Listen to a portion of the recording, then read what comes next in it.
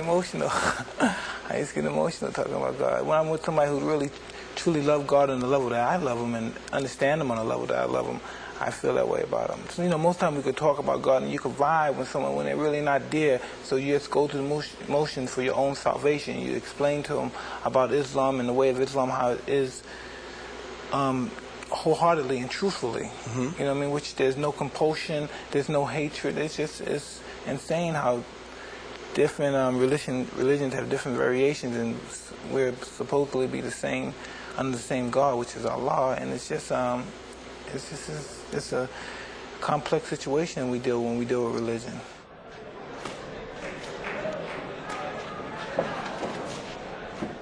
His salvation, His understanding, He's enlightened me. Before I became a Muslim, I've known Muslims all my life. But I never had any inclination of becoming a Muslim because I didn't think their conduct was, I thought it was all hypocritical. But then when you run into people, individuality allows people to act certain ways, and certain people conduct themselves in other ways, and certain people conduct themselves in ways that are different from that. And I was just saying, a Muslim is just your conduct. And when you conduct yourself Islamically, and only God can judge you. Basically, men judges men's action, God judges your heart.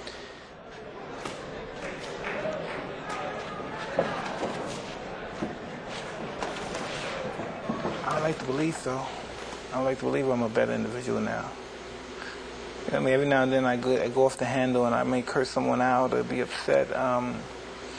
But I keep my salvation with Allah. I try to get on my prayers, and I should pray more than I do.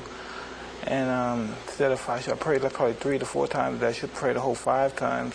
Mm-hmm. And I just try, See, it's interesting, Mike. You've become conservative over the years. I heard you talking about welfare is a bad thing. Private schools may be a good thing. You're concerned about the welfare of your kids. You're concerned about violence. Not that that's a conservative posture. But you've become, in your older age, 31, soon to be, you've become a guy who's become a fairly suspicious and suspect person about the world around you. You have to, because when you think about when people say, well, I want my kid to grow up like me, we're lucky. I'm lucky. My son may not be lucky to survive what I survived. My daughter may not be lucky to survive. I don't want them to be some radical nuts. I don't want them to say, well, we're going to fight for this cause. I want them to say yes, sir, no, sir, and just go to school. And I know people say, you weren't like that, but... You weren't like that. I know, but they may not be lucky and be out there in the streets hustling. I'm just so happy that they're in the situation financially, and they got a good... Listen, they got a father that cares about them, and they got a mother who's bright and intelligent and knows all... the proper way of taking care of children. And what did I have? I had a mother who was alcoholic, and I had a father who was a pimp, a hustler in the streets. I don't know if that's going to make them a better person than I am, but hopefully from their situation they get a better life than I had. You used to tell me your dream was to be the champ and to be the greatest champ. Well, I'm talking about big dreams, like after fighting over the hell with the world, you have to live your life, raise your kids. But I don't got no big dreams like I'm going to do this and I'm going to do this and I'm going to be somebody important and outrageous. Nah, man. Me being champ or me being a fighter, just being one of the guys. That's not nothing serious. People take more serious than it really is. Life is taken too serious. Life is sometimes, over-exaggerated, I think, sometimes. You told USA Today last week that the biggest mistake you've made in your life was to get involved in boxing in the first place. That's hard for me to believe. Now, all the great things that have happened for you, there's been a lot of bad things. More bad than good. But not because of the sport of boxing, not because of what you did in the ring. No, listen, boxing exposed me to other people in boxing exposed me. The only reason that other people took pot shots at me because people in boxing did. When they saw people in boxing, the writers take pot shots, write books, try to get off and exploit me. Inadvertently, they felt that it was okay, they can do it too. So everybody just took shots at me. That's how come a guy like me, what chance do I have? I have no chance in this country. I can never have started a good life, a healthy life in this country. Because it's widespread that I'm just a bad apple. Do you have more regrets than you have dreams? Yes. I'm just happy one fight at a time.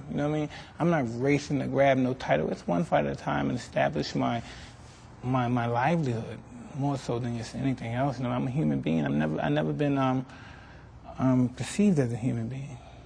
Never. I never always perceived as a freak, an animal, some young kid that's the strongest guy in the world, or something like that. I've never been really perceived as an animal because I never broke down or cried or showed much emotion about anything that I endeavored.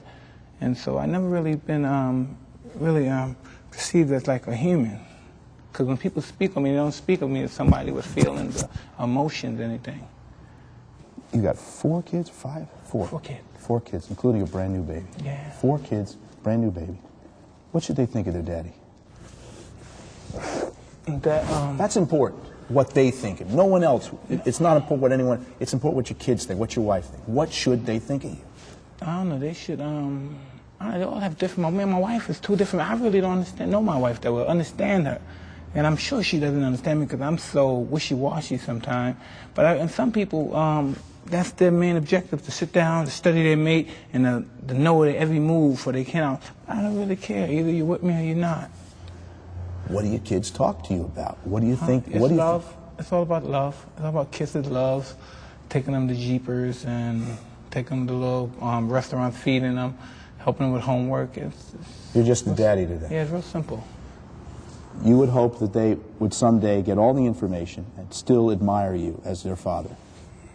Because? Listen, I don't know about all that stuff, if they're going to admire me or anything. But I know they're going to have the chance to be a good person. They're going to have all the opportunities. You know what I mean? So they're going to make a choice whether they're going to be a bum or a good person. They're going to have the resources. You don't feel you're in financial straits. You don't feel like... Me? That's asking. my biggest problem. I got too much money. I get to it comes too quick. That's my biggest problem. I wish I had money problems. Like, but we hear all these rumors. Oh, he's got to fight because he needs the $50 million, and that the government's got $30 million on the houses. Listen, can I tell you something? How much?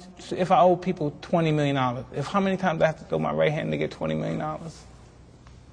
The reality, how many times I have to throw it?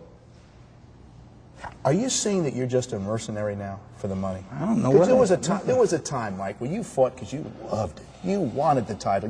The money was great, but it really wasn't the motivator. Well, I didn't have 4 kids and a wife. You know, I had those responsibilities then.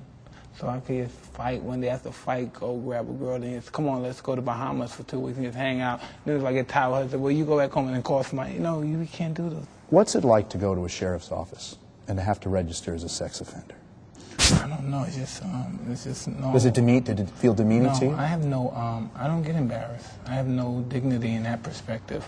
Like when I was there, right? There's nothing but ladies. Like there's nothing but ladies in the sheriff's office. So the lady said, well, what did you get convicted for to be here? Well, I said rape. And I said real loud. And my friend said, no. He said, sexual assault. And the lady started laughing. That's rape. They said I raped somebody. You know what I mean? But after the all ladies came, hugged me, kissed me, I signed the autograph. Because anybody that's a sophisticated adult and they seen the situation that happened, you know, that's bullshit. You know what I mean? But you didn't rape her. Listen, we're not gonna go. I don't want to touch it too much, but it's so much bullshit. Yeah, I raped her. Give me a break, okay? Remember Raging Bull, the movie? Yes. There's that scene where Jake LaMotta, I think it really did happen, but it was in the movie. Robert De Niro, as Jake LaMotta, starts banging his head against the wall. Why? When he was in prison, right? Yeah. Did you ever feel that way? I'm too sophisticated to do that. You know, it's just, I'm no fucking brute. You know, just things happen, and I said, well, listen, I screwed up, this happened, and we deal with them. You know, Customato taught me how to be. He was a strong me, and I'm strong, and I'm mean. And there's nothing that could break my spirit from that perspective. Nothing's going to make me get on that. I'm never going to get on my knees to no one.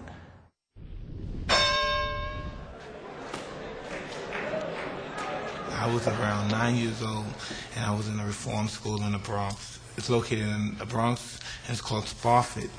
And one day we went there and we saw a movie, and the movie was the greatest. I believe it was 77, 76, the movie appeared. And after the movie played, Muhammad Ali walked in, and I was just flabbergasted just to look at the champ. It was just, and after that day I said, wow, I'm going to be just like this man. You know what I mean? And I don't know, it's just, he just gave me an inspiration to accomplish something, to have a goal. He just gave me a goal, and just to label him as a boxer is just as a disjustice.